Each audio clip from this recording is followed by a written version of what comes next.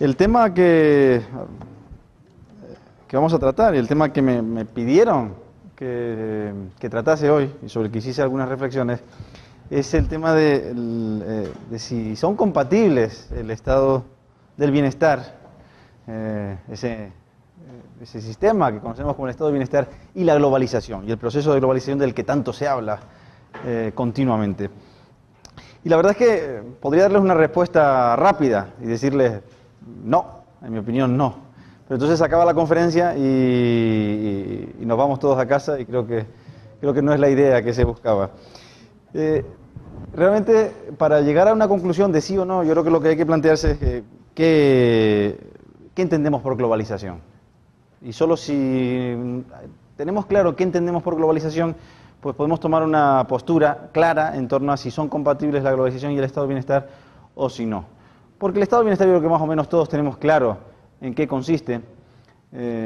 Según Bastiat era aquel sistema por el cual, él decía del Estado, pero realmente así el estado de bienestar ha terminado siendo algo así como esa situación en la que todos tenemos la mano metida en el bolsillo del de al lado, ¿no? Y no nos damos cuenta ninguno. Pero ya digo que va a depender más bien de cómo veamos la globalización, de qué consideramos que es la globalización y cuáles son los efectos que creemos que producen. Porque no tengo del todo claro que todo el mundo entienda por globalización exactamente lo mismo. Yo veo que hay gente que entiende unas cosas por globalización y hay otra gente que entiende, por ejemplo, que globalización es que las Naciones Unidas se conviertan en el gobierno mundial o interplanetario incluso. Yo, personalmente, la globalización la siento casi en cada minuto de mi vida. Me despierto por la mañana, cojo el reloj y resulta que veo que pone Made in Swiss, me voy a tomar un café, resulta que está hecho el café en Guatemala, pero a su vez el vaso pone hecho en China.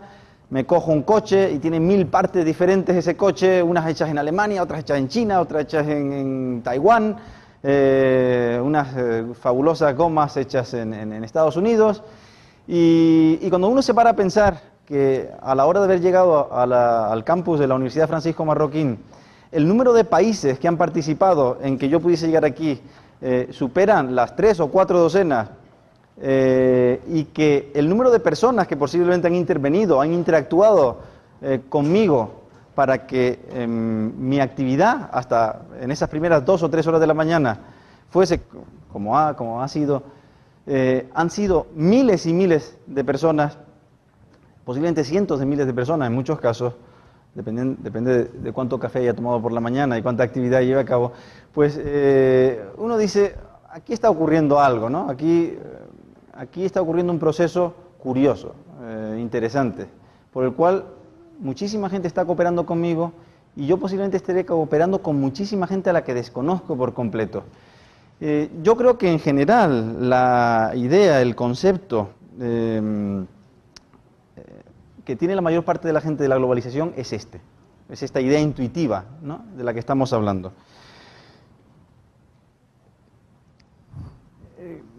Me gustaría reflexionar un poco acerca de esa interacción que se produce entre tantas personas que no se conocen, que eso es lo mágico, ¿no? Estamos hablando de una interacción entre muchísimas personas que no se conocen de nada. Yo no conozco de nada a esas personas en Taiwán, no conozco de nada al campesino de Guatemala que produce el café, no conozco de nada a prácticamente ninguna de las personas, de una de las miles de personas que han interactuado conmigo para que yo pudiese llevar de forma tan tranquila y fácil mi mañana, excepto posiblemente a las últimas personas que llevan a cabo el proceso de producción de alguno de esos bienes, ¿no? Los que al final interactúan conmigo directamente vendiéndome el café aquí en la cafetería de la Marroquín, o la persona o el taxista que me da el último viaje. Y esas características sobre las que creo que merece la pena reflexionar son, por un lado, que la interdependencia que se da no es planificada. Es una interdependencia que no ha sido planificada, o mejor dicho, de forma más precisa, que no hay un diseño planificado de cuáles son las consecuencias que iba a tener la interacción de muchas de esas personas que la llevaban a cabo conmigo. No es que no hubiese un plan, todas esas personas tenían un plan personal, pero era eso, un plan personal, no era un plan destinado a ayudarme a mí. Dicho de otra forma, no era una planificación solidaria. Esa gente no estaba planificando para ayudarme a mí, sino que estaban planificando de manera no altruista porque tenían unos objetivos determinados. Lo mágico, y que posiblemente todos ustedes han visto en Proceso Económico, es que a través de perseguir esos fines y llevar a cabo esa actividad no altruista, surge un orden por el cual nos beneficiamos muchísimas personas. Y yo llevo a cabo esa mañana de una forma casi mágica, maravillosa. Si me pongo a pensarlo, digo, anda, ¿cómo es posible que de forma tan sencilla yo me transporte de aquí a allá? Bueno, si encima ya me pongo a pensar cuando me vengo de España aquí, que me despierto por la mañana con un reloj japonés, me coge un taxi hecho en Corea, me lleva hasta el aeropuerto que está hecho por arquitectos japoneses y por ingenieros de medio mundo, me meten en un avión que está hecho por ingenieros de alemanes, franceses, esto y lo otro. Era de Airbus, si no hubiesen sido todos americanos. Voy escuchando la música que más me gusta en un MP3, volando a 10.000 metros de altura, y aterrizo aquí plácidamente, en la Aurora. Dice, parece magia, alguien nos ha hechizado a todos. Parece que hay un plan detrás, ¿no? Parece que alguien lo ha tenido que planificar, y lo interesante es ver lo que estábamos viendo, que sin embargo todo esto ocurre sin que haya habido un plan consciente para que esto surgiese, sino que lo que ha habido son multitud de planes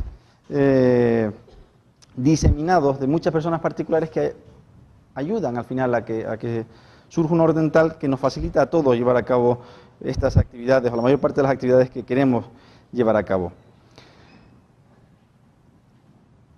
Entonces, después de estas reflexiones, ¿qué es la globalización? Yendo un poco a una idea un poco más concreta. Pues, bueno, es un proceso que hoy día podríamos considerar, por lo que hemos visto, que es espontáneo, un proceso a través del cual se extienden las posibilidades de intercambios libres. Y por lo tanto, gracias a que se extienden estas posibilidades de intercambio libre, las interrelaciones de individuos, o sea, las posibilidades de intercambio o las interrelaciones entre individuos en distintos lugares geográficos del mundo. Quizá merece la pena pararse un momentito y recordar esas nociones que seguramente todos han visto sobre intercambio. Y recordemos que cuando se lleva a cabo un intercambio siempre es porque hay una valoración inversa de lo que estamos intercambiando. Es decir, que yo valoro más lo que tú me estás dando y tú valoras más lo que yo te estoy dando. Si no, no se llevaría a cabo nunca el intercambio. Si valorásemos igual lo que uno ofrece y lo que recibe, pues simplemente no se llevaría a cabo. En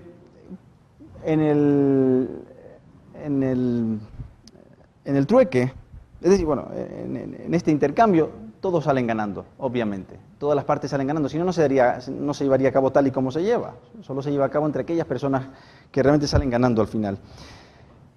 En cambio, si nos planteamos, nos podemos plantear el intercambio de dos maneras diferentes, ¿no? Nos podemos plantear el intercambio en trueque o el intercambio con dinero. Y es interesante planteárselo para ver un poco cómo se ha multiplicado el intercambio en el mundo. Con el trueque tenemos es decir, en un intercambio sin dinero tenemos el problema de la doble coincidencia de necesidades.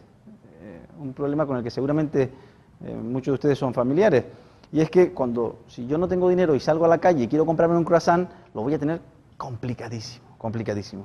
Porque salgo a la calle y voy al panadero que me vende los croissants y le digo que, por favor, a mí me encantaría tener un croissant para desayunar ahora. Y me va a decir, vale, pero yo lo que quiero a cambio son gafas. ¿Gafas? Vale, pues espera un momentito ahí el croissant, déjamelo reservado que ahora mismo vengo con las gafas, ¿no? Y me voy a quien fabrica las gafas. Y el que fabrica las gafas le digo, por favor, deme unas gafas que el del pan le está esperándome para el croissant. Y bueno, el de la gafa seguramente me dirá que muy bien, que encantadísimo, porque es a lo que se dedica él, pero que él quiere una bicicleta. Vale, ¿una bicicleta de qué tamaño? ¿Así, así? ¿Cuántas bicicletas a cambio? ¿Una bicicleta y cuántas gafas me da? ¿Cuál es el intercambio que llevamos a cabo? Pero bueno, cuando arreglemos el intercambio que llevamos a cabo, me iré a buscar lo que él quiere y así sucesivamente hasta que cierre el círculo. El resultado es que posiblemente el croissant le hayan salido hongos en el momento en el que haya conseguido cerrar ese círculo y ya no merezca la pena el croissant. Por lo tanto, al final seguramente lo que me dedicaré es a comer otra cosa que planto en el huerto de mi casa y me olvido del tema del intercambio, de comer croissant y el cafecito caliente y demás. ¿Qué ocurre cuando aparece el dinero? Bueno, pues cuando aparece el dinero todo esto se facilita muchísimo, ¿no? Cuando aparece el dinero tenemos un medio de intercambio comúnmente aceptado y la posibilidad de yo tener el croissant por la mañana se vuelve una acción muy sencilla. Salgo a la calle, doy un dinero a cambio del croissant y ahí me lo dan. Ni hongos, ni café frío, ni nada que se le parezca. Es decir, la multiplicación que se lleva a cabo de las posibilidades de intercambio gracias a la aparición del dinero son realmente espectaculares. Acabamos con el problema de la doble coincidencia de necesidades de la que le estaba hablando y se multiplican las posibilidades de intercambio. En la definición que les daba antes, aparte de los intercambios libres, les hablaba de que era un proceso espontáneo, la globalización, a través del cual se extendían las posibilidades de intercambios libres. ¿A qué me refería con eso de que se extendían? Pues con extensión me refería básicamente a tres cuestiones, que creo que también son importantes tener en cuenta. Por un lado, a la profundización de la especialización. Por otro lado, a la evolución de las instituciones. Y, por último, a una cuestión que también ayuda a la extensión, que es el tamaño de la población. Voy a tratar cada uno por separado. En primer lugar, con respecto a la especialización, al factor de la profundización de la especialización para extender, para llevar a cabo esa extensión de las posibilidades de intercambios libres. La especialización, saben que tiene todo que ver con ese principio tan famoso y tan importante de la división del trabajo.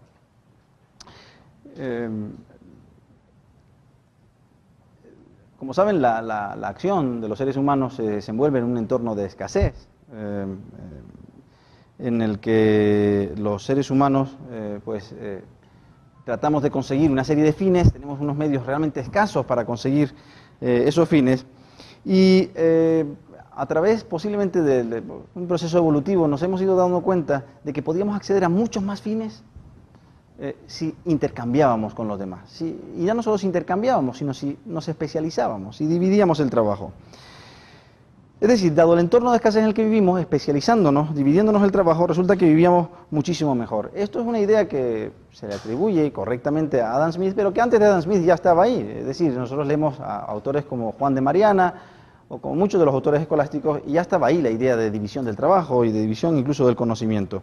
Y la idea es bien sencilla, ¿no? Si tenemos a dos personas en una isla desierta,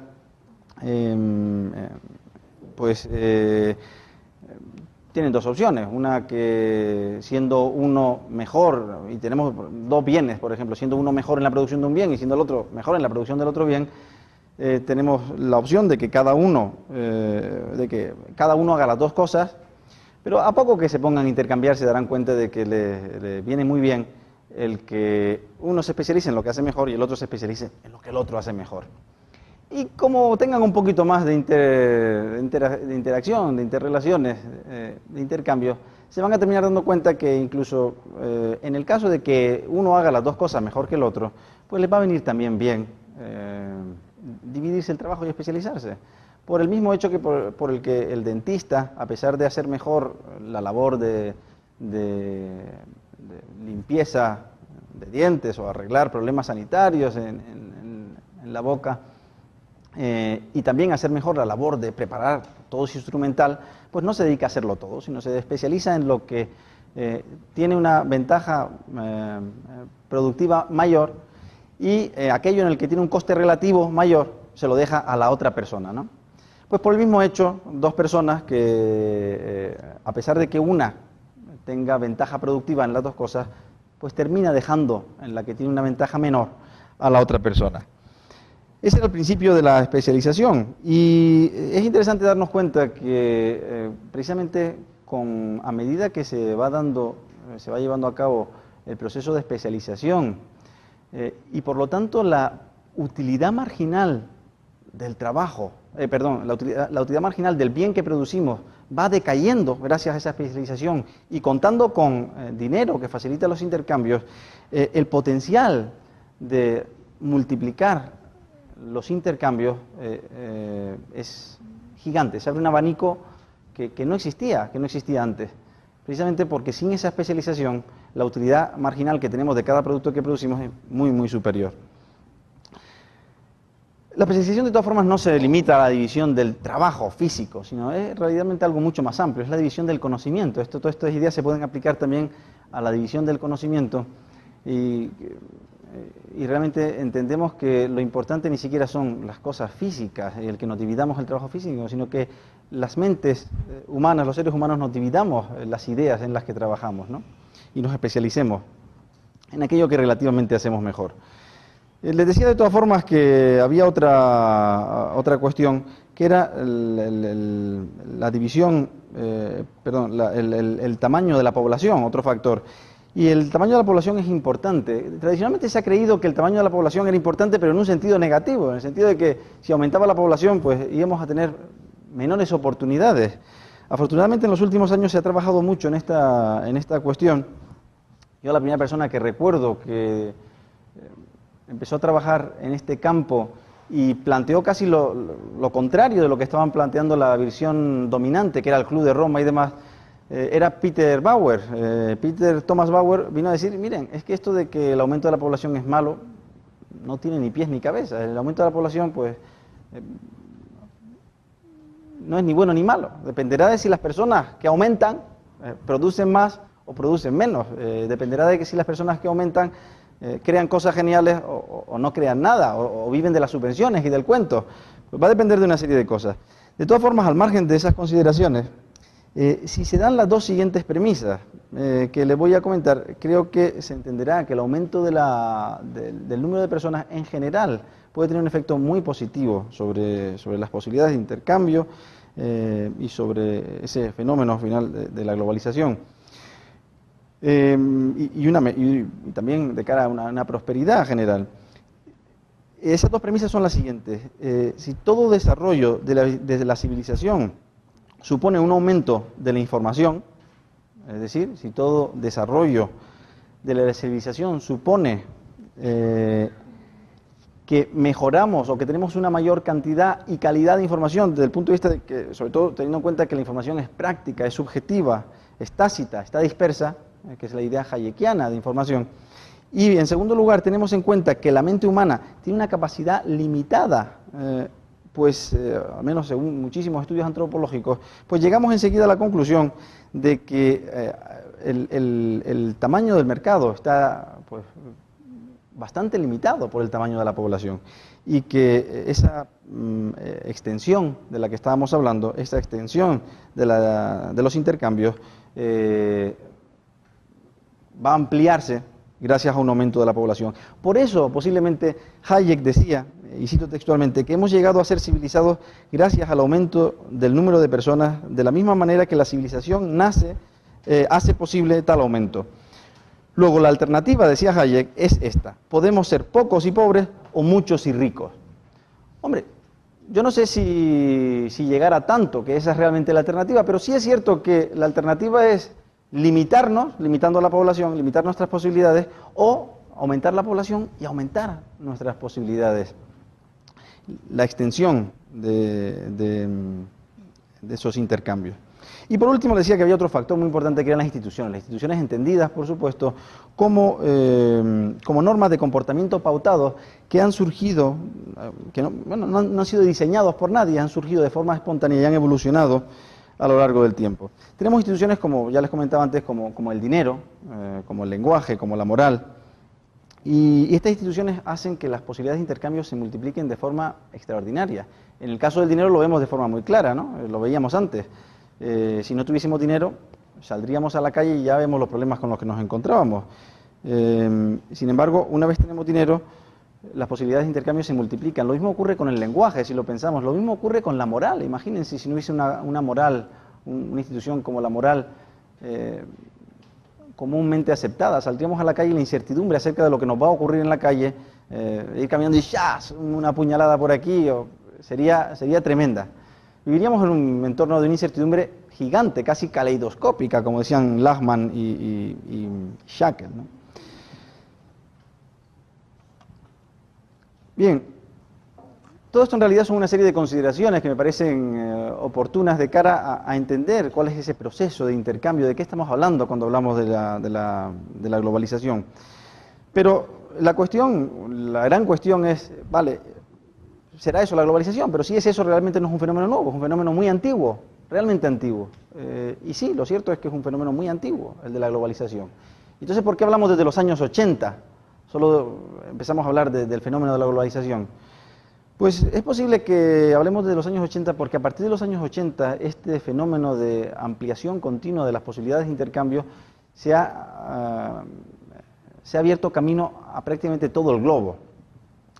Aún así hay muchísima gente, muchísimos grupos, muchísimas organizaciones que atacan la globalización, que son el conocido movimiento antiglobalización. A lo largo de la historia ha habido siempre movimientos antiglobalización, porque siempre ha habido globalización, siempre ha habido un fenómeno de globalización, de división internacional del trabajo, de división internacional del conocimiento, aunque más lento que el que tenemos en este momento. Y siempre ha habido grupos en contra. El mercantilismo no era más que eso, un grupo, bueno, a lo mejor demasiado fuerte decir que no era más que eso, pero era un grupo que a lo que se dedicaba precisamente es a luchar contra, era un grupo antiglobalización. Hoy en día le llamaríamos un grupo antiglobalización. Todos los grupos privilegiados que luchaban por el establecimiento de leyes de granos en Europa, eran eso, eran grupos antiglobalización. Quienes defienden la política agraria común hoy en día son esos, son grupos antiglobalización.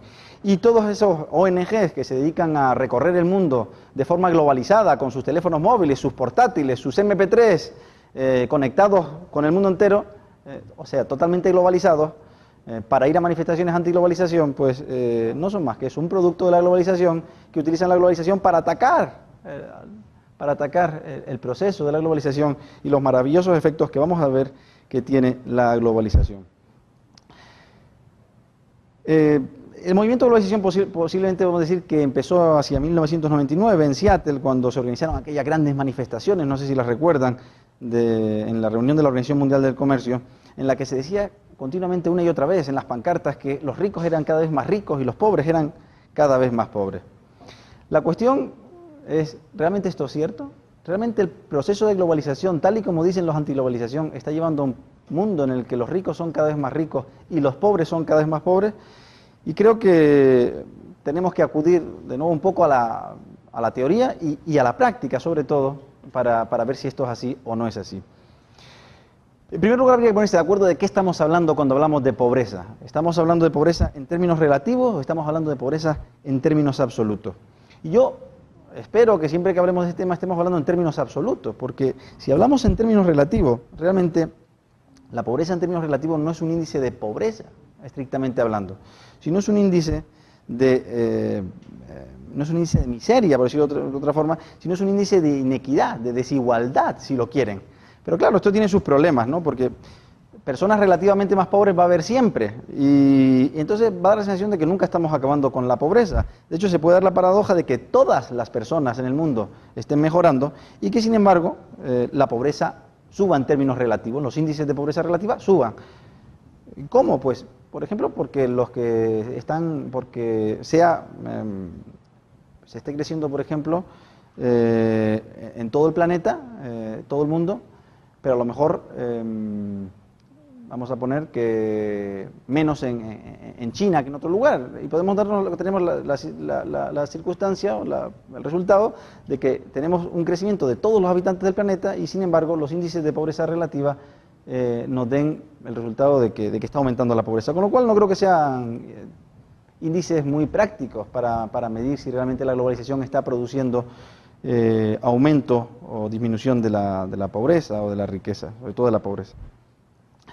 En términos absolutos, pues me parece algo bastante más justo mirarlo, bastante más científico. La definición internacional comúnmente aceptada de pobreza, que no creo que sea perfecta, pero es la que se utiliza comúnmente, es la de aquella persona que está por debajo, tiene unos ingresos por debajo de un $1,06 al día, pero un $1,06 de los años 80, si no recuerdo mal, del año 85. Esa es la definición estándar y unos podemos considerar que está mejor, podemos considerar que está peor, pero bueno, es la definición que comúnmente, habitualmente se utiliza. Bien, y teniendo en cuenta esta definición, o sea, teniendo en cuenta la definición absoluta de pobreza, lo que le decía, lo interesante es mirar qué ha hecho la globalización por la pobreza. ¿Es cierto lo que decían los antiglobalizadores? Pues miren, si nos vamos a los datos de principios del siglo XIX, nos encontramos con que aproximadamente el 85% de la población mundial vivía con el equivalente actual de $1 al día o menos. El 85% de la población mundial. eso realmente es algo que creo que es difícil incluso planteárselo a día de hoy. El que la inmensa mayoría de la población mundial viviese en lo que consideramos que es por debajo del límite de la pobreza, ¿no?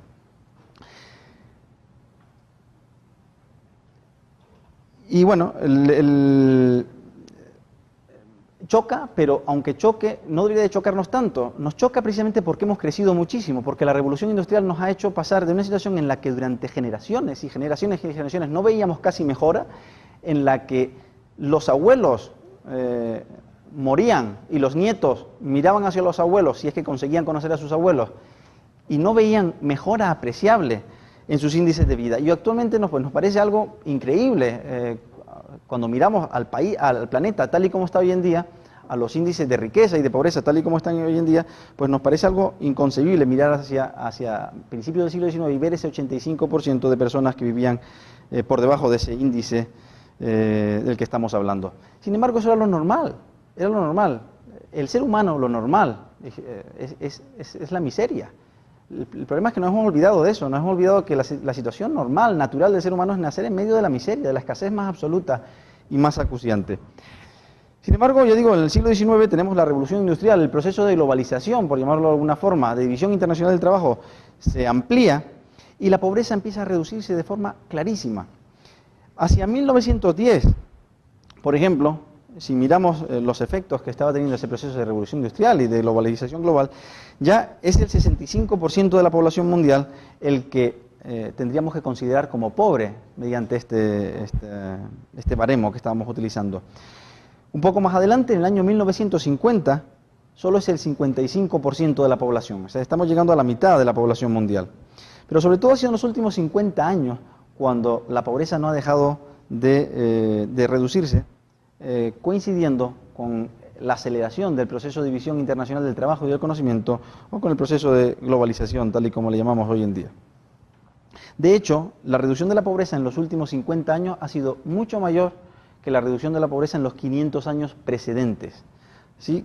Quizá nos podemos hacer una idea de la proporción de reducción de pobreza que se ha llevado a cabo, que ha tenido lugar. Hacia 1970 era el 35% de la población del mundo la que estaba por debajo de ese baremo. Hacia 1980 ya era algo menos del 30% de la población del mundo. Y hoy está por debajo del 20%. Así que vemos que entre principios del siglo XIX y la actualidad hemos pasado del 85% de la población, que podríamos considerar pobre, y la actualidad en la que es menos de un 20%. Así que realmente utilizando el índice que utilicemos, y de esto ha habido muchos estudios, el español, él diría catalán, Xavier Sala y Martín, quizás es quien más se ha destacado en los últimos años por hacer estudios de este tipo, analizando con diferentes índices la evolución de la pobreza a lo largo de los últimos 200 años, resulta que cojamos prácticamente el índice que utilicemos, en los últimos 200 años ha habido una reducción paulatina y continua del porcentaje de pobres en el mundo. Claro, a esto mucha gente dice, vale, pero este proceso de globalización está muy bien, se han reducido el porcentaje de pobres. Sin embargo, el número de pobres ha aumentado. Y esto ha sido cierto en gran medida, esto ha sido cierto. O sea, los críticos que dicen, vale, está muy bien que se ha reducido el porcentaje de pobres, pero el número de pobres, que es lo que a mí me importa, el número de personas concretas, ha aumentado. Esto es una crítica interesante y que tiene tiene validez. ¿Por qué? Muy sencillo, porque el aumento de la población, si no hay división del trabajo simultáneamente, y eso es lo que ha ocurrido en muchas partes del mundo, si no hay división del trabajo y aumenta la población, pues nos podemos encontrar perfectamente con esa situación. Se reduce porcentualmente el número de pobres en el mundo y, sin embargo, sobre todo la humanidad crece en aquellos países donde hay más pobreza y además no se abren al mundo y no crece tanto, ¿no? Bien, sin embargo, esa crítica en los últimos 25 años ha perdido bastante peso, mucho peso, porque en los últimos 25 años se han dado las dos cosas. Se ha reducido en términos relativos la pobreza y también, como se venía reduciendo desde hacía 200 años, pero también se ha ido reduciendo en términos absolutos. Y esto es nuevo, esto sí que es nuevo. Esto es un salto cualitativo, por decirlo de alguna forma, en ese proceso de globalización. Y además, en los últimos 25 años o 30 años, se ha producido ese cambio, es decir, se ha reducido en términos absolutos la pobreza, a pesar de que la población ha aumentado en aproximadamente 1.800 o 1.000 y pico millones de habitantes. En ese periodo, en los últimos 30 años aproximadamente, el número de pobres absolutos se ha reducido en nada más y nada menos que 400 y pico millones de habitantes. En términos absolutos, y eso ya digo, a pesar de que entre 1.500 y 1.700 millones de habitantes se han añadido al mundo según las fechas que tomemos. Bien, dicho esto, también hay que comentar que ningún país ha logrado reducir la pobreza sin un crecimiento sostenido a largo plazo. Esto creo que es una idea también interesante e importante a la hora de analizar esta cuestión. Y creo que la regla del 72 lo ejemplifica muy bien. Cuando miramos la regla del 72 y vemos que un país que crezca pues a un 7% anual, resulta que en 10 años es capaz de duplicar el Producto Nacional Bruto que tenga, nos damos cuenta enseguida del potencial que tiene el crecimiento si es sostenido en el tiempo, ¿no? Bien, en los países en desarrollo, en los últimos 30 años, los países en vías de desarrollo, yo prefiero llamarlos normalmente países pobres, en los últimos 30 años, decía, el hambre crónica y el trabajo infantil, del que tanto se habla y tanto se dice que si miramos ese tipo de índices no ha ido tan bien el proceso, resulta que se han reducido prácticamente de forma exacta a la mitad en 30 años, tanto el hambre crónica como el trabajo infantil. En el último medio siglo, la expectativa de vida en los países, en el conjunto de los países en desarrollo, ha pasado de 46 a 65 años. Y la mortalidad infantil ha pasado del 18% al 8%. En Asia, si nos fijamos en Asia en los años 60 era considerado el continente perdido prácticamente, era el continente pobre del planeta. En el año 75 en Asia, 6 de cada 10 personas, 6 de cada 10 habitantes estaban en situación de pobreza absoluta. Y hoy, en cambio, son 2 de cada 10 en Asia. Esto nos da una idea de lo que el crecimiento sostenido en Asia ha provocado en ese continente, ¿no?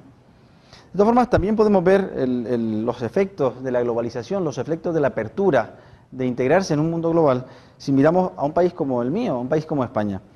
En España tuvo lugar en el último siglo un milagro que conocemos, bueno, se conoce mucho el milagro alemán, se conoce mucho menos el milagro español. Resulta que España, si observamos los datos de crecimiento económico, tardó 99 años en doblar la renta per cápita. Entre 1850 y 1950, en 100 años, dobló su renta per cápita. Es decir, tardó un siglo en doblar la renta per cápita. En cambio, si miramos los datos más recientes, desde 1950 hasta el año 2000, y 1950 es el año en el que España abandona el aislacionismo, aquellas políticas anti-integración en el mercado mundial, aquellas políticas de autarquía económica, aquellas políticas de barreras arancelarias, aquellas políticas mercantilistas y proteccionistas, resulta que vemos que entre el año 50, ese año de tratar de integrarse en el mercado global, y el año 2000, esa renta per cápita se multiplica casi por 7. Pasamos de multiplicar de duplicar en 100 años a multiplicar por 7 en 50 años.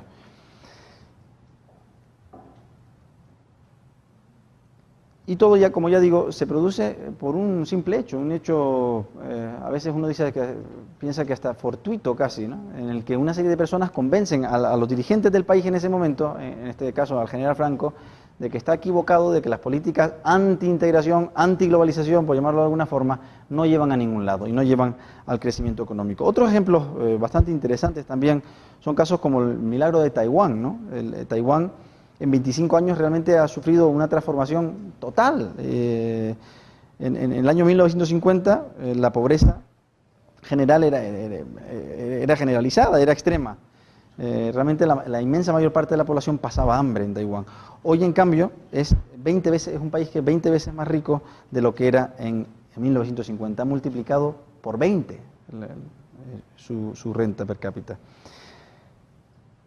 Y yo a veces me pregunto si el movimiento antiglobalización hubiese existido hace 50 años, cuando Taiwán estaba despegando, si realmente países como Taiwán hubiesen podido despegar, y sobre todo si hubiesen hecho caso en las políticas públicas que proponen estos movimientos.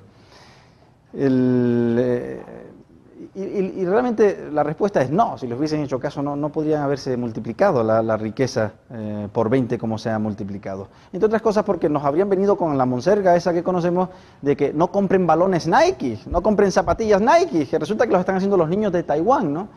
Pues bueno, fue precisamente gracias a que, por supuesto, la gente en Taiwán decidió trabajar duro, antes que nada. Fue también porque posiblemente los políticos de Taiwán pusieron menos trabas de las que solían poner, pero fue también por la apertura de Taiwán al mundo, por lo que Taiwán multiplicó por 20 su renta per cápita. Y también porque nosotros podíamos comprar los balones o las pelotas de Taiwán y podíamos comprar las zapatillas de Taiwán. Si hubiésemos puesto ahí barreras arancelarias, antidumping, como le llaman a los balones de Taiwán, o las alfombras que produce IKEA en Taiwán, pues no se hubiese producido esto. Hoy el comercio de Taiwán con respecto a aquel año ha aumentado unas 400 veces y los salarios reales han aumentado aproximadamente en 10 veces. Otra cosa interesante en el proceso de globalización es que si cogemos los 24 países más pobres, especialmente países africanos, que tienen una población total de unos 300 millones de habitantes, vemos que el PIB de todos estos países en los 60 aumentaba a una tasa del 1%. Claro, a una tasa del 1%, eso significaba que duplicaban el Producto Nacional Bruto en aproximadamente 70 y pico años. Sin embargo, a partir de los 90, a partir de que se produce el fenómeno de la globalización a escala internacional, y muchos de estos países que componen los países más pobres del mundo se abrieron al mundo, resulta que crecen de media a un 5%. Bien, pues a un 5% ya significa que tardarán unos 12 años, ¿no?, en duplicar su renta. No tiene nada que ver, por supuesto, duplicar el Producto Nacional en 70 y tantos años que duplicarlo en 11 o 12 años. Al ritmo actual, el ciudadano promedio de los países pobres verá incrementar o verá duplicados sus ingresos en menos de 15 años en la mayor parte de ellos. Y esto nos lleva también a ver la globalización desde una perspectiva muy diferente a la perspectiva que se nos suele dar, esa perspectiva según la cual pues, lo que tenemos son dos bloques que se separan continuamente, ¿no? Realmente el problema existe y el problema está situado geográficamente en África, fundamentalmente. Ya digo que en África, en los años 60 no se pensaba que era el continente pobre de la humanidad. En los años 60 se pensaba que Asia era el continente que iba a tener problemas. Y acabamos de ver un poco el ejemplo de lo que ocurrió en Asia. Y sin embargo África, que se pensaba que era un continente con muchas más posibilidades, pues vemos que ha tenido muchísimos más problemas. Por supuesto que hay excepciones. Tenemos Corea del Norte, en Asia, que no ha seguido la regla, por decirlo de alguna forma, de los países de allí, pero creo que todos coincidiremos en que el motivo es un motivo político muy claro y es el sistema comunista que adoptaron. Y tenemos también excepciones en el caso africano, excepciones como Senegal y otros países que son una clara excepción. Lo curioso del caso actual es que África en los últimos años parece estar despegando, y parece estar despegando no porque los países ricos estén ayudándole, no por el dinero que les llega de la solidaridad internacional, no porque las ONG estén trabajando más horas que lo que trabajaban antes, sino porque curiosamente los chinos se están metiendo de forma masiva en África a invertir, a sacar dinero, a ganar, a tratar de sacar beneficio empresarial en un país en el que creen que hay muchas posibilidades de crecimiento. La diferencia, en cualquier caso, por lo que ya estamos viendo, es la libertad. La diferencia es claramente la diferencia entre países donde la libertad es obstaculizada continuamente y países donde la libertad es favorecida. La libertad de intercambios, la libertad de creación. Claro que no depende a veces solo de lo que hace un país, a veces depende también de que los demás países no te estorben o no te impidan en crecer. Porque a veces nos encontramos con lo que a mí me gusta llamar la vergüenza de Occidente, ¿no? Y es el que hablamos continuamente en los países ricos de que los países pobres tienen que liberalizar y tienen que hacer una serie de medidas correctoras a nivel de medidas macroeconómicas, y después nos encontramos con que ponemos todo de nuestra parte para que estos países no puedan integrarse en un mercado global. Sí, vale que las flores keniatas entran sin ningún tipo de impuestos en Europa y tenemos flores keniatas por todos lados, pero resulta que nos vamos de las flores keniatas y resulta que casi nada puede entrar en Europa. Ponemos unas barreras tremendas a aquello que puede entrar en Europa sin grandes aranceles. Por ejemplo, hace un par de años tuvimos una gran polémica en Europa acerca del textil chino, ¿no? Se llegó a través de los acuerdos de la Organización Mundial del Comercio, llegó a unos acuerdos para liberalizar el textil, o parte del textil, y todo el mundo pues, diciendo que aquello iba a ser un desastre, que iban a desaparecer las empresas de textil europeas y demás. Hasta cierto punto puede que tenga razón, si resulta que los chinos lo producen mucho más barato y la gente ve que la calidad es buena. Pero también le ponían una cuota de cantidad y resulta que al final del mes de enero, a principios del mes de febrero ya se había cubierto la cuota para todo el año, ¿no? O sea que a veces queda muy bonito eso de ustedes hagan una serie de reformas, además típicamente se le dice a los países pobres o en vías de desarrollo, ustedes tienen que hacer unas políticas macroeconómicas muy duras y fiscales muy duras, pero después entrarán en el mercado global. A mí me dio vergüenza, recuerdo, escuchar o leer en la prensa las palabras de Rodrigo Rato, de mi compatriota Rodrigo Rato, dando una gira por Latinoamérica diciendo a todo el mundo que tenían que elevar los impuestos. Pero esta gente, ¿con qué cara va por ahí diciendo que lo que hay que hacer es elevar los impuestos? Diga que lo que hay que hacer es tener presupuesto equilibrado, pero elevar los impuestos, ¿qué medida de crecimiento es esa? Y le dicen, no, eleven los impuestos para así ordenar sus finanzas y entrar en el mercado global. Pero claro, por un lado, diga usted, baje el gasto público, y por otro lado, vaya a sus países y diga y elimine las barreras que se imponen a todos estos países después, a pesar de que lleve a cabo los ajustes que usted está pidiendo.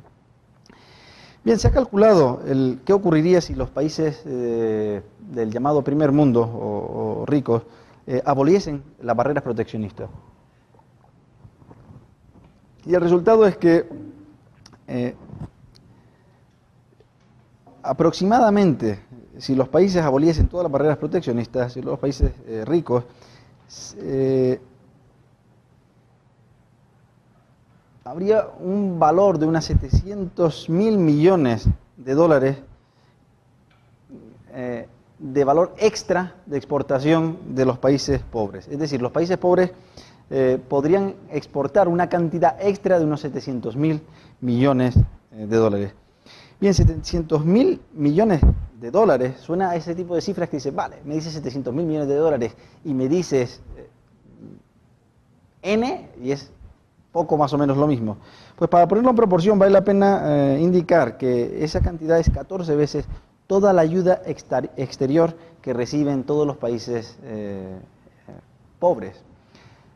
Y claro, ponemos mucho hincapié en la ayuda al exterior, se habla muchísimo de ese famoso 0,7%, se habla muchísimo de la cooperación al desarrollo y no se habla casi nunca de que acabar con las barreras arancelarias produciría un valor de 14 veces esa ayuda. Y además, en el caso de abolir las barreras arancelarias, estamos hablando de valor que realmente sirven a algo.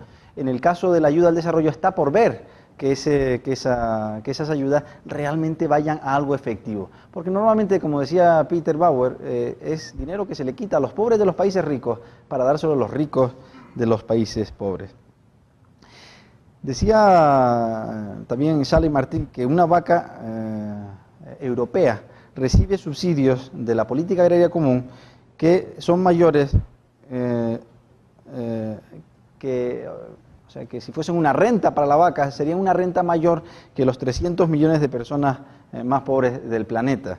Después Sally Martín también hacía, lo que pasa es que no lo recuerdo, ponía el ejemplo de qué viaje podía hacer una vaca con la renta que le dan. Y ponía a cuántos sitios podía viajar una vaca o cuántas veces podía dar la vuelta al mundo una vaca con la subvención de la política agraria común que reciben. De todas formas, tampoco hay que ponerse muy trágico, sí hay que ponerse trágico. Incluso hay que hacer campañas y hay que hacer activismo para acabar con la política agraria común. Y yo en parte de mi tiempo lo dedico a eso.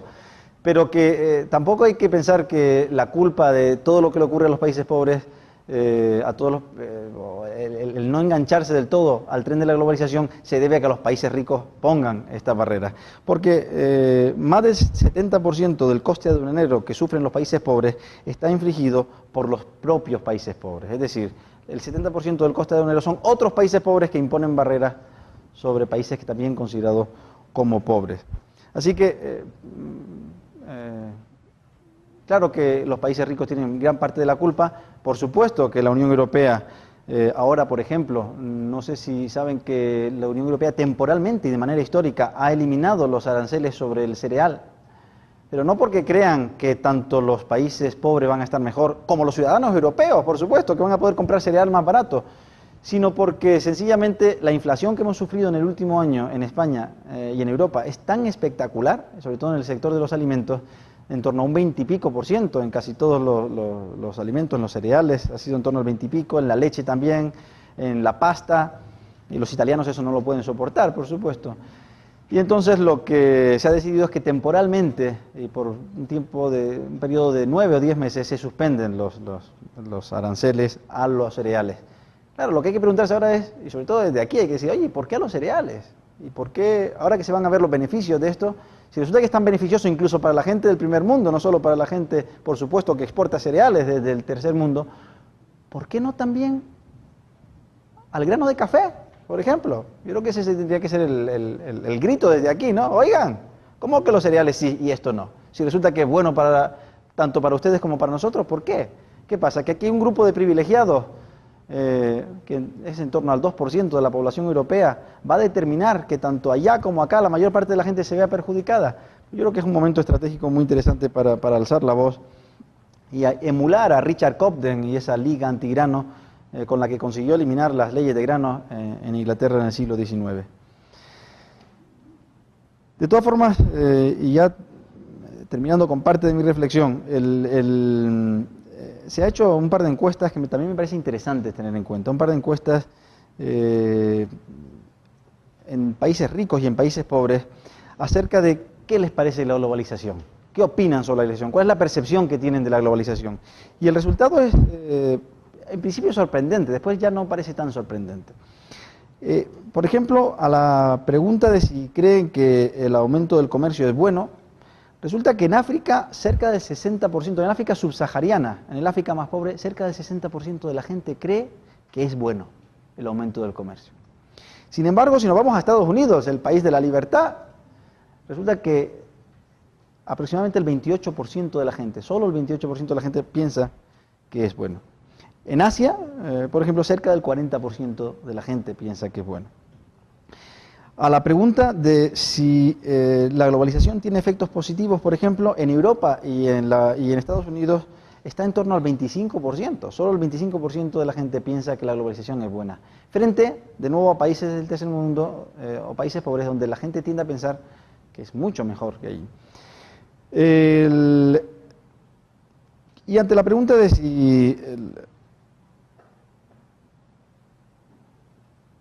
si el movimiento antiglobalización tiene efectos positivos, pues también ocurre algo muy, muy similar. En los países ricos, bastante más de un tercio de la población, entre un tercio y la mitad de la población, dependiendo de si Estados Unidos o Europa, piensan que el movimiento antiglobalización tiene efectos positivos, y en cambio en los países pobres, una pequeñísima cantidad de gente, en torno al 20%, piensan de la misma forma. ¿A qué nos lleva todo esto? Pues a pensar que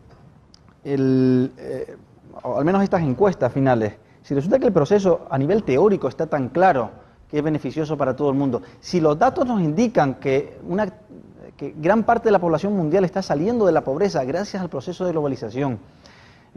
¿Cómo es posible que en el mundo rico se tenga esta idea acerca del proceso de globalización? Yo creo que la clave está en el estado del bienestar, está clarísimamente en el estado del bienestar. Y más concretamente en ese fenómeno o en esa idea según la cual el estado del bienestar es lo que está dando riqueza al ciudadano del país rico. Esa idea según la cual el nivel de vida que tiene el ciudadano de los países ricos se debe al estado del bienestar. Se debe a que papá Estado, desde que naces, te pone una clínica pública, te va llevando a una escuela pública, te da subvenciones para estudiar, te pone una seguridad social establecida desde el Estado y te va guiando toda tu vida hasta que te toca una funeraria, y la funeraria también es pública, no se crean, porque en España, vayas donde vayas, resulta que al final hasta la funeraria resulta que ya digo que es parte del entramado del estado del bienestar. Y esa percepción que tiene mucha gente de que es eso lo que les hace tener un buen nivel de vida, es lo que creo que se refleja en estas encuestas. Claro que la globalización puede tener algunos efectos que a nivel localizado, temporal y geográficamente pueden ser malos para los países ricos, no para los países ricos, sino para alguna persona en los países ricos. Por ejemplo, el fenómeno de la deslocalización es un fenómeno pues, que incita a muchos temores en Europa, ¿no? Sin embargo, el problema de la deslocalización es un problema que siempre hemos tenido, que ha existido siempre, y no ha ocurrido nada malo. Y no ha ocurrido nada malo siempre y cuando las economías estuviesen abiertas. Yo a mis estudiantes en clase siempre les pongo un ejemplo que me enseñó uno de mis maestros, el profesor Carlos Rodríguez Brown, que me decía siempre: oigan, ¿ustedes se acuerdan de aquella, ustedes han leído ya libros sobre la gran crisis de los sombreros? ¿Crisis de los sombreros? No. ¿Qué crisis fue esa? Sí. Ustedes no saben que antes todos los ciudadanos de Occidente tenían, todos los varones al menos de Occidente tenían un par de sombreros por lo menos en su armario, y había factorías y miles de personas que se dedicaban a la producción de sombreros, y de repente todo eso desapareció en poco más de una década. Tendrían que haber leído literatura de la gran crisis de los sombreros y todo. Pues no conozco la gran crisis. Y la respuesta de Carlos siempre es que no ha habido tal crisis, no ha habido jamás tal crisis. ¿Cómo es posible que no haya habido una crisis de los sombreros si había innumerables fábricas dedicándose a producir sombreros, había miles y miles y miles de obreros fabricando sombreros, y casi de la noche a la mañana eso desapareció? Pues porque los mercados eran relativamente abiertos, porque no teníamos los sindicatos que tenemos hoy en día obligando a que el factor trabajo se quedase inmovilizado prácticamente, atado a una silla en la que produce. Y claro, ahí es lo que quería ir. El problema de la globalización, si es que hay un problema, es el problema de cuando se mezclan la globalización y el estado del bienestar. Cuando se mezclan la globalización y el estado del bienestar, cuando se mezcla ese proceso de aumento exponencial de las posibilidades de intercambio, de las posibilidades de aumentos productivos, con un estado del bienestar que lo que hace es mantener o impedir aumentos de productividad, que lo que hace es mantener la productividad del trabajo baja, que lo que hace es atar al trabajador, ya digo, a una butaca.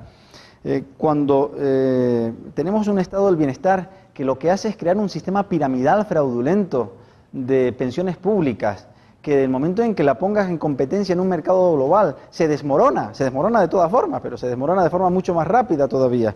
Cuando tenemos un sistema de educación público en Europa que te da una educación mediocre, y que del momento en que tienes educación, las clases de Yale, estas que acaban de colocar en internet, y que simplemente das New Media, que entras en New Media y tienes un montón de conferencias, pues claro, todo ese entramado del estado de bienestar se vuelve obsoleto y sin sentido. Y el temor viene de ahí, viene de pensar que el estado de bienestar es quien nos está dando en los países ricos el nivel de vida, y que como el proceso de globalización lo va a hacer caer como un castillo de naipes, pues que la globalización es mala. Sin embargo, la clave, sin embargo, lo bonito de todo esto es que no es verdad, que todo esto no es verdad. Que el estado del bienestar Qué curioso, ¿no? Estado del bienestar. ¿Quién le puso el nombre? Yo siempre me pregunto, ¿quién demonios le puso ese nombre? Porque es un nombre de... Tuvo que ser alguien de marketing, alguien que estudió marketing seguro. Es como la gente que le llama las contribuciones a los impuestos, ¿no? Contribuciones, suena fabuloso. Parece que voy a poner la contribución aquí, que voy encantado hoy por la mañana, que tengo que pagar los impuestos. En vez de llamarle impuestos, ¿no? Un impuesto. No, contribuciones. Y el estado del bienestar igual. ¿A quién se le ocurrió el estado del bienestar? Debería ser el estado del malestar. Nos tiene a todos eso con educación mala, seguridad social mala, todo mediocre, y que lo pones en competencia a nivel global, pues se desmorona. Pero digo que lo bonito de todo esto es ver que la realidad es diferente a esa percepción que por desgracia tienen en los países ricos, y que el nivel de vida que tenemos no es gracias al estado del bienestar, sino todo lo contrario. El estado del bienestar es un lujo absurdo, pero un lujo que se permite en los países ricos precisamente porque han tenido un proceso de acumulación de capital con el cual han podido dedicarse a hacer ciertas chorradas como la del estado del bienestar, construir sistemas piramidales estilo Ponzi como el de las pensiones y demás. La tragedia sería que los países europeos se mantuviesen en sus treces, que los países occidentales, que los países ricos que tienen estado del bienestar grandes se mantuviesen en sus treces y empeñados en mantener el estado del bienestar.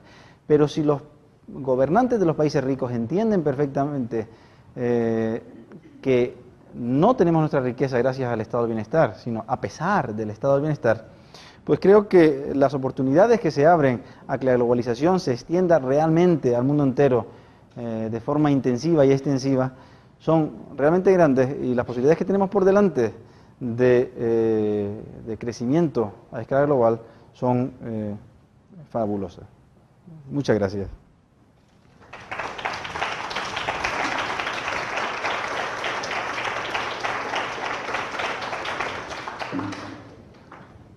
Y ahora, si les apetece, podemos discutir sobre cualquier cuestión que haya parecido interesante, polémica, desagradable. Como una referencia, hablabas del monto en que crecería el crecimiento económico que habría si los países desarrollados abrieran sus mercados, y proponías una cifra de 700.000 millones de dólares. Exacto. Si tomamos en cuenta, por ejemplo, lo que ha sido crecimiento en América Latina y el crecimiento del comercio, y sobre todo a partir de los tratados comerciales, principalmente NAFTA y luego CAFTA, para el año 2006-2007, el comercio regional entre Estados Unidos y América Latina fue alrededor de lo que nosotros llamaríamos en español $1 billón, o sea, 1 millón de millones de dólares. O sea, prácticamente esta cifra que estás proponiendo estaría 300 millones de dólares cortos de duplicar todo el comercio de toda la América Latina con los Estados Unidos en ambas vías, para tener una dimensión de lo que estamos hablando, en un año, lógicamente. Entonces, sería algo impresionante. Ahora, en ese sentido, la pregunta es, digamos, si la tendencia ha sido que esta globalización ha tomado más o menos un matiz de tratados comerciales multilaterales o bilaterales, y de hecho la región comercial, el bloque comercial más grande del mundo sigue siendo NAFTA, incluso superior a toda la Unión Europea combinada. Por un lado, una pregunta sería, bueno, si al final del día nos tendríamos que conformar con una especie de second best y decir, bueno, ¿qué nos queda? No podemos pasar a una globalización plena, pero por lo menos estaríamos un poco mejor negociando estos acuerdos en bloque, sectoriales. Y la otra parte de la pregunta, o más bien otra pregunta, es un tema más complicado. Si partimos de que los países desarrollados continúan en sus políticas actuales, y Europa principalmente padece un problema que esencialmente tiene dos consecuencias con sus políticas benefactoras, sus políticas públicas. Esencialmente genera altas tasas de inflación y altas tasas de desempleo. Y podemos agregar también el efecto migratorio, del cual pues en alguna medida Europa ahora también empieza a ser víctima, algo que los Estados Unidos ya están viendo, digamos, como un problema más serio. Y podríamos agregar a la fórmula al mismo Hugo Chávez, que con todos sus petrodólares que está recibiendo y sus mismas políticas públicas está generando inflaciones intolerables en la misma Venezuela. De alguna manera, vendría esto a ser, digamos, una situación que vendría a hacer reaccionar a estos gobiernos y alterar esos rumbos, digamos, en cuanto a sus políticas económicas, porque son sistemas que son insostenibles en el tiempo. De hecho, la Unión Europea, cuando entró a la Unión Monetaria, ni siquiera Alemania, que tenía la moneda más fuerte, podría cumplir los parámetros del Tratado de Maastricht, y el resto de países que iban a entrar a la Unión Monetaria no estaban, pero ni por cerca, manteniendo políticas monetarias e inflacionarias acordes a lo que estaban previendo. Entonces, es un mecanismo un poco autodestructivo el que están sufriendo estos países, Estados Unidos, la Unión Europea, que lógicamente por los niveles de riqueza que han acumulado, pues va a llevar más tiempo en que les afecte, pero la pregunta sería si en algún momento podría ser esto también algo como para alterar ese rumbo y dejar atrás esta lógica del Estado benefactor. Sí, empiezo por el final. Sobre este mecanismo autodestructivo, como lo calificas de la Unión Europea y de Estados Unidos. Yo soy optimista, yo creo que sí es posible revertir ese mecanismo.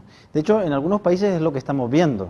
Suecia, por ejemplo, era el paradigma del país benefactor, del país del estado del bienestar, y en los últimos 10 años lo que hemos visto es un desmantelamiento del estado del bienestar en Suecia. ¿Por qué en Suecia? Pues porque ellos han sufrido, ellos llevaron el estado del bienestar más lejos y han sufrido los efectos del estado del bienestar mucho más que otros países. Solo cuando vieron ya los efectos de forma muy clara, cuando se habían, dicho de forma muy llana, pulido gran parte del capital que habían ahorrado durante mucho tiempo, que habían acumulado mucho tiempo, fue cuando se decidieron a desmontar parte de ese estado del bienestar. O sea que yo creo que, por desgracia, es posible que tengamos que sufrir un poco más para empezar a hacer eso, pero es posible que lo terminemos haciendo. Por supuesto, tenemos que tener en cuenta que gran parte de esas políticas se llevan a cabo porque hay una serie de lobbies, una serie de intereses de grupos muy reducidos pero muy compactos que tienen un enorme beneficio de mantenerlo. Quiero decir, la política agraria común se lleva a cabo no porque beneficia a los europeos, a los europeos les perjudica tanto como les puede perjudicar a las personas que viven fuera de la Unión Europea, o más en algunos casos. Pero hay un 1 y pico % de la población que recibe el 60% del presupuesto comunitario. Y eso es algo que hay que tener en cuenta. Cuando un grupo tan reducido recibe una parte tan grande del presupuesto comunitario, el incentivo que tienen a seguir organizados y a seguir trincando del presupuesto común es muy grande. Y eso es difícil, ese tipo de dinámica. No voy a decir que yo soy optimista, pero no voy a decir que se van a acabar de la noche a la mañana. De hecho, yo creo que ahí lo único que puede hacer acabar con ellas es la unión de esfuerzos entre, por un lado, académicos, pero sobre todo en general, personas conscientes de la solución y de cuál es el problema en los países del primer mundo y en los países del tercer mundo, en los países pobres y en los países ricos. La unión de esfuerzos, que fue realmente lo que consiguió Copden en el siglo XIX, el unir a todo el mundo porque explicó de forma clara que todo el mundo salía perjudicado excepto una pequeña minoría. Si conseguimos explicar que es una pequeña minoría la que está beneficiando y que realmente eso no es proteccionismo, es agresionismo, otro término curioso, ¿no? Hablamos antes de impuestos y frente a contribución, estado de bienestar frente a estado del malestar, que es lo que realmente es. Y le llamamos proteccionismo. Proteccionismo, eso denota algo como muy fraternal, ¿no? Muy proteger. Todo el mundo quiere proteger a los demás. Pero realmente estamos hablando de agresionismo, porque estamos agrediendo a la inmensa mayor parte de la población para privilegiar a unos poquitos. O sea que yo soy optimista, pero sé que no es fácil. Realmente necesitamos una alianza estratégica y ojalá que poco a poco se vaya dando. Lo que me comentabas de Maastricht y demás, realmente no entendí al 100% lo que me venías a decir. Eso sí, tengo que ser justo con Rodrigo Rato, que antes le critiqué, porque realmente Rodrigo Rato consiguió, bueno, no él, los españoles conseguimos, pero él no puso impedimento para que lo consiguiésemos, que España fuese prácticamente el único país junto con Luxemburgo que cumplió con los criterios. España, 3 años antes de ser el año definitivo para los criterios de Maastricht, no cumplía nada, no cumplía absolutamente nada. Y la llegada de un gobierno como el del Partido Popular en aquel momento, que se dedicó a quitar barreras a los españoles para que lográsemos varios de esos objetivos, pues, y por supuesto también el que se apretasen el cinturón presupuestario, el que redujesen el ritmo de crecimiento del gasto público, por ejemplo, pues permitió que España fuese el país que más cumplía después de Luxemburgo, ¿no? Algo realmente asombroso. Yo me recuerdo en las clases en la universidad cuando nos enseñaban que España era el país que menos cumplía con diferencia y que era impensable que llegásemos a cumplir algún día. Claro, nadie pensaba que España iba a cumplir más que Alemania al final. Sobre el fenómeno migratorio. El fenómeno migratorio es mucho más curioso y complejo de lo que me pareció entenderte. El fenómeno migratorio no es un fenómeno problemático ya porque venga mucha gente de fuera. Claro que viene mucha gente de fuera, pero yo no veo tan problemático el hecho de que venga muchísima gente de fuera. Por ejemplo, en los últimos años en España entra muchísima gente de los países del este, por supuesto, pero sobre todo de Latinoamérica. Yo no veo realmente dónde está el gran problema. Sí, claro que hay ciertos problemas culturales, pero creo que poco a poco la gente se adapta de forma relativamente rápida. Hay otro problema que me parece mucho más grave, migratorio, que es el que se llama el de la fuga de cerebros. En estos momentos, la mayor parte de la gente realmente buena, que se forma en las buenas universidades europeas, lo primero que hace es cogerse un billete para otro lado. O sea, y en el caso de España es asombroso. En el caso de España ya no es que te vayas fuera de Europa, es que te vas fuera de España, si puedes. El caso de los médicos, por ejemplo, en los últimos, creo que es los últimos 6 años aproximadamente, 14.000 médicos se han ido fuera de España. No porque no haya trabajo en España, faltan médicos en España, sino porque las perspectivas en España son realmente malas. Y así ocurre en diversas ingenierías y en muchísimos campos. Europa sí sufre un problema de fuga de cerebros en general, y la Comisión Europea, de hecho, tiene un grupo de trabajo que lleva años viendo a ver cómo demonios conseguir que los cerebros que se están largando afuera de Europa retornen, ¿no? Vuelvan. La idea que se les ha ocurrido a ellos, por supuesto, es subvencionarlos, es meter subvenciones para hacer que retornen, pero eso es de nuevo, es la dinámica del intervencionismo, ¿no? Creamos una serie de intervenciones que bajan la productividad y debido a la baja productividad social, la gente ve que los salarios que va a obtener, a pesar de su buena formación, no es interesante. Luego me largo a otro país, me largo a Estados Unidos, me largo a Australia, a donde sea. Solución, subvenciones, que va a generar nuevos problemas en las personas a las que le estás quitando esas subvenciones, porque no van a poder comprar, adquirir los bienes o los servicios que querían adquirir con esos recursos si no se les hubiese quitado. Y después había otra cuestión, el tema de la NAFTA que me comentabas y demás. No, sí, estoy de acuerdo. El otro día, precisamente, en un coloquio organizado por la Universidad Francisco Marroquín, con Liberty Fund, había precisamente un par de activistas o líderes liberales, creo que de Costa Rica, uno, no recuerdo el otro de dónde venía, y comentaban precisamente que ellos se habían encontrado ante esta disyuntiva. Oye, nosotros realmente por lo que estamos es por la liberalización verdadera, ¿no? Pero ¿qué hacer ante acuerdos de bloques de este tipo? Y ellos me decían, pues mira, nosotros después de analizarlo mucho, llegamos a la conclusión de que ese es un second best, es mejor que nada, y mejor ir a por estos acuerdos de bloque y seguir creciendo por ahí, y desde dentro presionar a que se abran a